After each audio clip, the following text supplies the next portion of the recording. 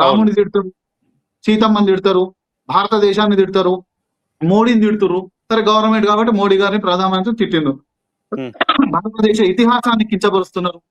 ఎవరు చేసినా ఇది హిందూ ద్రోహమే, హిందువులకు చేసే ద్రోహమే. ఎందుకు ఈ మాట అంటున్నానంటే, రిజర్వేషన్స్ అనేటివి ఇప్పుడు ఎట్లా ఇస్తున్నారు? ఏ ఆధారితంగా ఇస్తున్నారు?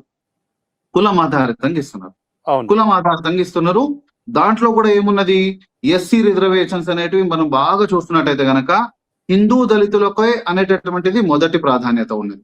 దాని తర్వాత 1956లో సిక్కులను యాడ్ చేయడం జరిగింది. దాని తర్వాత 1990లో బుద్ధిస్టులను యాడ్ చేయడం జరిగింది. బుద్ధిస్టులలో ఒక 4 కులాలను, బుద్ధిస్టులలో ఓన్లీ నవబుధాలను, ఎస్సీల నుంచి కన్వర్ట్ అయిన వాళ్ళను, ప్లస్ సిక్కులలో ఒక 4 కులాలను మాత్రమే. ఏది ఎస్సీలకి వెళ్ళి సిక్కు ధర్మం స్వీకరించడం, అందరికి కాదు. సో ఒకవేళ ఎస్సీలు ఎవరైనా క్రైస్తవం స్వీకరిస్తే వాళ్ళకి బీసీసీ ఇచ్చింది. అంటే ఇప్పుడు మనం బాగా ఆలోచిస్తే గనక కుల ఆధారిత రిజర్వేషన్లకు ఏవైతే ఉన్నాయో వీటిని హటావో అని వీళ్ళు ప్రచారం చేస్తున్నారు కదా. నేను సూటిగా అడుగుతున్నా, ఇది ఎవరైనా సరే ఈ కుల ఆధారిత రిజర్వేషన్లు పోయిన తర్వాత నెక్స్ట్ వచ్చే స్టెప్ ఏమిటి? నెక్స్ట్ ఏ స్థాయి, ఏ బేస్ లో రిజర్వేషన్ ఇవ్వాల్సి వస్తుంది? జనరల్ మన అండర్స్టాండింగ్ కోసం మీరు చెప్పండి. ఎకనామికల్ బేస్ రిజర్వేషన్ ఇవ్వండి అంటారు.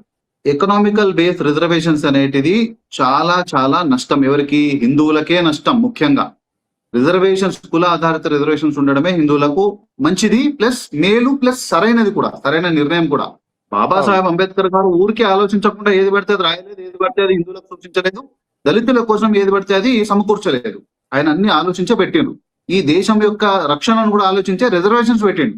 ఆ రోజే ఎకనామికల్ బేస్ రిజర్వేషన్స్ పెడితే, ఇప్పుడు నేను మాట్లాడుతున్నా ఎకనామికల్ బేస్ రిజర్వేషన్స్, ఒకవేళ కుల ఆధారిత రిజర్వేషన్ తీసేసిన తర్వాత ఎకనామికల్ బేస్ రిజర్వేషన్స్ వచ్చినాయి అనుకోండి, ఈ ఎకనామికల్ బేస్ రిజర్వేషన్స్ లో కులం అనేది క్రైటీరియా ఉండదు, మతం అనేది క్రైటీరియా ఉండదు. అప్పుడు ఈ ఎకనామికల్ బేస్ రిజర్వేషన్స్ ఎవరికి ఎక్కువ ఉపయోగపడతాయి చెప్పండి? మీ అండర్స్టాండింగ్ లో చెప్పండి. పేదరికంలో ఉన్న వాళ్ళలో ఎక్కువ శాతం ఎవరున్నారు? ఎస్సీలు, ముస్లింలు ఉన్నారు. ఎస్సీలు ఏమో సామాజిక వెనుకబాటుతనం కారణం చేత, అంటరానితనము, అస్పృశ్యత కారణం చేత వెనుకున్నారు. ముస్లింలు వాళ్ళు 900 సంవత్సరాలు ముగలాయలు పాలించిన, నిజాములు పాలించినప్పటికీ కూడా దాంట్లో వాళ్ళ జనాభాను పెంచుకోవాలనేటటువంటి క్రమంలో గానీ, లేదా విద్యకు కొంత దూరం ఉన్నటువంటి పరిస్థితులలో గానీ, లేకపోతే వాళ్ళకు పరమైనటువంటి కొన్ని, అది మతపరమైన బోధనలు అనుకోవచ్చు, లేదా కొంతమంది వాళ్ళల్లో ఉన్నటువంటి ఈ యొక్క ఎక్స్ట్రీమిజం కారణం చేతనో మొత్తం మీద వాళ్ళు విద్యకు కొంత దూరం ఉండి వాళ్ళ చేతులారా చేసుకున్నటువంటి కొన్ని తప్పిదాల వల్ల కూడా వాళ్ళు వెనుకబడిపోయినటువంటి పరిస్థితులు ఉన్నాయి. ఈ ఎకనామికల్ బేస్ రిజర్వేషన్స్ వచ్చినాడు వాళ్ళ పరిస్థితి ఏమైతుంది? ముఖ్యంగా ఆ ఎకనామికల్ బేస్ రిజర్వేషన్స్ ఉపయోగించుకోవడంలో ముస్లింలు ముందుంటారు. దానికి తోడు ఈ రాజకీయ బుజ్జగింపులు అనేటివి దానికి తోడైతాయి. ఆ రోజు పెద్ద స్థాయిలో నష్టపోయేది ఎవరు? హిందువులు నష్టపోతారు, ముఖ్యంగా దళితులు నష్టపోతారు.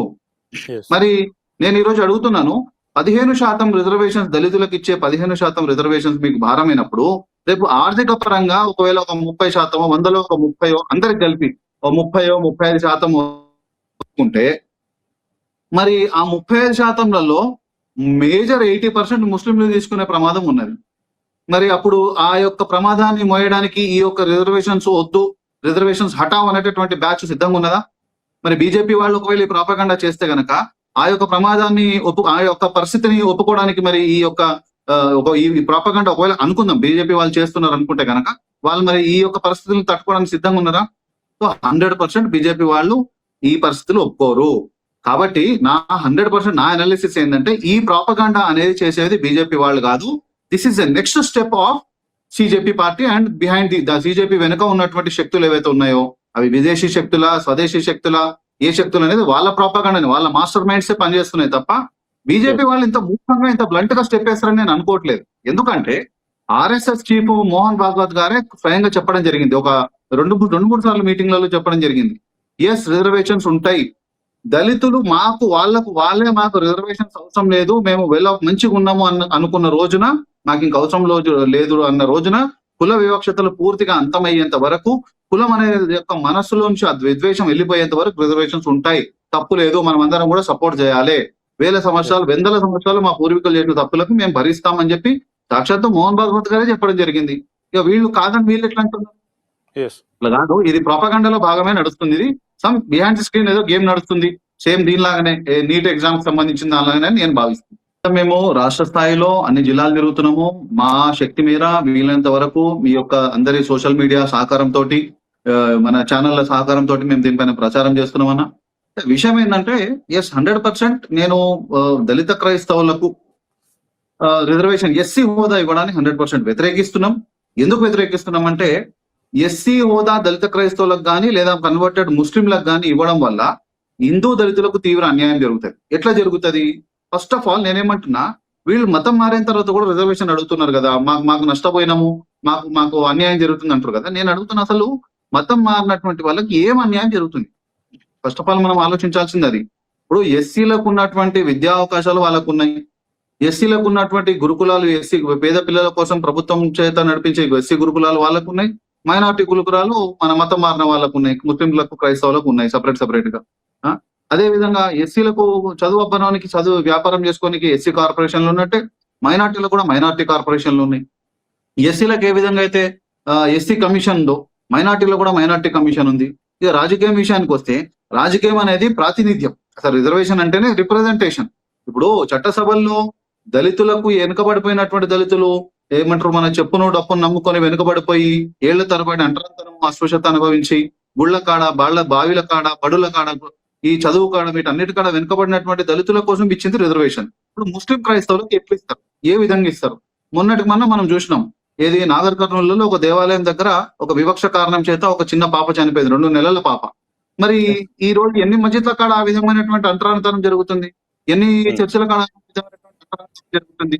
అపార్ట్ ఫ్రమ్ ఆల్ దిస్, ఇవన్నీ పక్కన పెడితే, మీరు వందల సంవత్సరాల నుంచి హిందూ సమాజంలో అంటరాంతరం ఉందని తిట్టి, హిందూ సమాజంలో అంటరాంతరం ఉంది, మా దగ్గరికి మేము మతం మారాలనుకుంటే మా మతాల్లో ఒక రండి అని చెప్పి, ఇప్పుడు ఒక్కసారిగా రిజర్వేషన్స్ అనేటివి ప్లేట్ తిప్పేసి మా దగ్గర కూడా అంటరాంతరం ఉంది, మా దగ్గరికి మేము మతం మారినా కూడా మాకు అదే విధంగా మేము అంటరాంతరం అన్వయిస్తున్నాం అంటే ఎంతవరకు న్యాయం? మరి ఇన్ని రోజులు హిందూ సమాజాన్ని తిట్టినోండి, మరి వాడికి క్షమాపణ చెప్తారా? తిట్టిన వాళ్ళందరూ కూడా మరి హిందూ సమాజానికి క్షమాపణ చెప్పి ముక్కు నేలకు రాస్తారా? రాయక. నువ్వు తిట్టేటప్పుడేమో హిందూ సమాజాన్ని తిడతావా? రిజర్వేషన్స్ అడిగేటప్పుడేమో క్రైస్తవులకు, ముస్లింలకు రిజర్వేషన్లు కావాలంటాం, ఎస్సీ హోదా. అది ఎంతవరకు న్యాయం? ఇవన్నీ పక్కన పెడదాం. నేనేమంటున్నానంటే, మైనారిటీకి సంబంధించి ఎస్సీలకు కూడా లేని ఇంకొక అవకాశం ఉంది, గొప్ప అవకాశం. ఏం కదంటే, ఆర్టికల్ 30 ద్వారా సపరేట్ ఎడ్యుకేషనల్ ఇన్స్టిట్యూషన్స్ ఏర్పాటు చేసుకొని మైనారిటీ పిల్లలకు 85% రిజర్వేషన్ తోటి, ఎంత 85% రిజర్వేషన్. ఆ యొక్క మైనారిటీ విద్యా సంస్థలలో వాస్తవానికి గవర్నమెంట్ ఫండింగ్ కూడా ఉంటుంది, FCRA ఫండ్స్ ఉంటాయి, ఇక్కడ లోకల్ స్టేట్ ఎయిడ్ కూడా ఉంటుంది, సెంట్రల్ గవర్నమెంట్ ఫండింగ్ ఉంటుంది. ఇన్ని ఉన్న తర్వాత కూడా వాటిలో రూల్ ఆఫ్ రిజర్వేషన్ కింద 15% ఎస్సీ పిల్లలకు, 7% ఎస్టీ పిల్లలకు, 27% బీసీ పిల్లలకు సీట్లు ఇవ్వరు. దాంట్లో 85% ఒకవేళ ముస్లిం మైనార్టీలకు సంబంధించింది అయితేనేమో ముస్లింలకే ఇస్తారు, క్రైస్తవ మైనార్టీలకు సంబంధించింది ఏమో క్రైస్తవులకే ఇస్తారు. For example Vellore medical college ఉంది, ఇక్కడ సెంట్ ఆన్స్ అని చెప్పి, సెంట్ ఫ్రాన్సిస్ అని చెప్పి, సెంట్ తెరీసా అని చెప్పి చాలా ఎడ్యుకేషనల్ ఇన్స్టిట్యూషన్స్ ఉన్నాయి. ఇవన్నీ కూడా మైనార్టీ ఎడ్యుకేషనల్ ఇన్స్టిట్యూషన్స్. వాటిల్లో మతం మారినటువంటి వాళ్ళకు, ముఖ్యంగా ఈ యొక్క క్రైస్తవులకు కానీ ముస్లింలకు కానీ వాళ్ళ పిల్లలకు, వాళ్ళకి 85% రిజర్వేషన్ తో చదువుకుంటారు. అక్కడ వాళ్ళకి తక్కువ ఫీజులు ఉంటాయి, కాన్వెంట్ విద్య ఉంటుంది. మన కాన్వెంట్ విద్య చదువుకునే పిల్లలతోటి మన జెడ్పీహెచ్ స్కూల్లో చదువుకునే పేద దళిత బిడ్డలు చదువు పోటీ పడగలుగుతారా? పోటీ పడలేరు కదా. పోటీ పడలేక, ఇప్పుడు పోటీ పడలేక క్వాలిటీ ఆఫ్ ఎడ్యుకేషన్ లో వెనుకబడ్డాడు, ఉద్యోగంలో కూడా వెనుకబడతాడు. ఇక నువ్వు ఉద్యోగం, విద్య నువ్వే తింటివా, ఉద్యోగం నువ్వే తింటివా, మైనార్టీ హక్కులు నువ్వే తింటివా, బీసీసీలు నువ్వే తింటివా, బీసీఈ నువ్వే తింటివా, minority welfare schemes, funds, state government sponsored schemes అన్ని నువ్వే తింటివా. అన్ని నువ్వు తిన్నాక ఇప్పుడు మళ్ళీ ఎస్సీ హోదా కావాలంటే అది ఎంతవరకు న్యాయం? నీకు నిజంగా అక్కడ పోయిన తర్వాత కూడా అంటరాంతరం, అస్పృశ్యత పోలేదు, మమ్మల్ని అక్కడ కూడా అదే విధంగా చిన్న చూపు చూస్తున్నారు, వివక్షకు గురవుతున్నామంటే కనుక నువ్వు పోరాడి మైనార్టీలోకి వచ్చేటటువంటి బెనిఫిట్లలో రూల్ ఆఫ్ రిజర్వేషన్ పెట్టుకోండి. ఎందుకు ఇప్పుడు 33% ఉమెన్ రిజర్వేషన్స్ ఇస్తలేరా? అవి సపరేట్ గా ఇస్తున్నారా?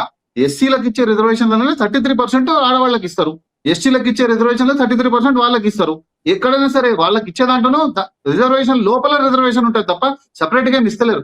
అదే విధంగా మైనార్టీలకు ఇచ్చే ఫండ్స్ లో, మైనార్టీలకు ఇచ్చేటటువంటి ఎడ్యుకేషన్ ఇన్స్టిట్యూషన్స్ లో, మైనార్టీ గురుకులాలలో ఎవరైతే ఎస్సీల పిల్లలు, ఎస్టీల పిల్లలు మతం మారుతున్నారో వాళ్ళకు రూల్ ఆఫ్ రిజర్వేషన్ పెట్టుకోండి. అక్కడ దానికోసం పోరాడండి. లేదా బీసీసీ ఒకవేళ తక్కువ సరిపోతలేదంటే 1% కాదు 2% యాడ్ చేసుకోండి.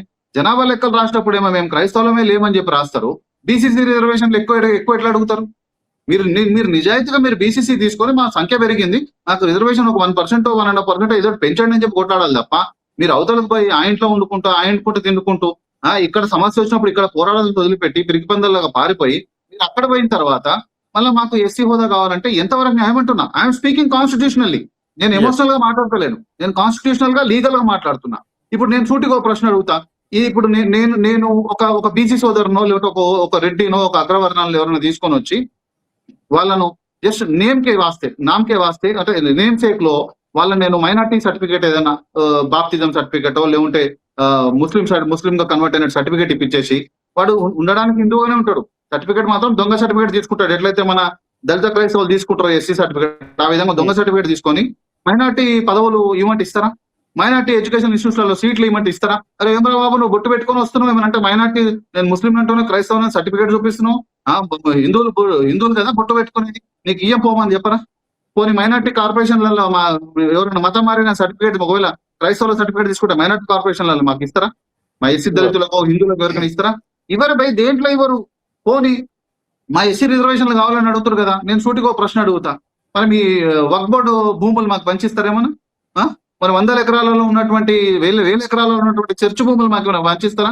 కొన్ని లక్షల ఎకరాల్లో ఉన్నటువంటి వక్ఫ్ బోర్డు భూములు మాకేమైనా పంచిస్తారా హిందూ దళితులకు? మరి మేము రిజర్వేషన్లు పంచుకుంటాం. అరే ఏవి కానప్పుడు నువ్వు నా కంచంలోకి వచ్చి నీ కంచంలో నువ్వు తినేసి మళ్ళీ నా కంచంలోకి వచ్చి అడుగుతా అంటే ఎంతవరకు న్యాయం? నీకు ఎక్కడ నష్టం జరుగుతుంది? ఎక్కడ నష్టం జరుగుతలే. విద్యలో నష్టం జరుగుతుందా? ఉద్యోగంలో నష్టం జరుగుతుందా?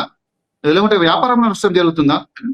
మైనార్టీ కార్పొరేషన్లు లేవా? కమిషన్లు లేవా? ఇన్ని ఉండగా అలా ఎస్సీలో ఎట్లిస్తారు? ఎస్సీలో ఎట్లిస్తారు అంటున్నా. సో అది 100% అన్కాన్స్టిట్యూషనల్ అన్న. అంబేద్కర్ గారు పెట్టినప్పుడు ఇవేమి ఆలోచించకుండా పెట్టిండని అనుకోకండి. ఆ యొక్క 1950 ప్రెసిడెన్షియల్ ఆర్డర్, కాన్స్టిట్యూషన్ ఆర్డర్ ఏదైతే ఉందో అది అంబేద్కర్ గారు బతుకున్నప్పుడే, ఆయన న్యాయశాఖ మంత్రిగా ఉన్నప్పుడే వచ్చినటువంటి చట్టం అది. అది తప్పు అనిపిస్తే ఆయన వ్యతిరేకించేవాడు కాదా?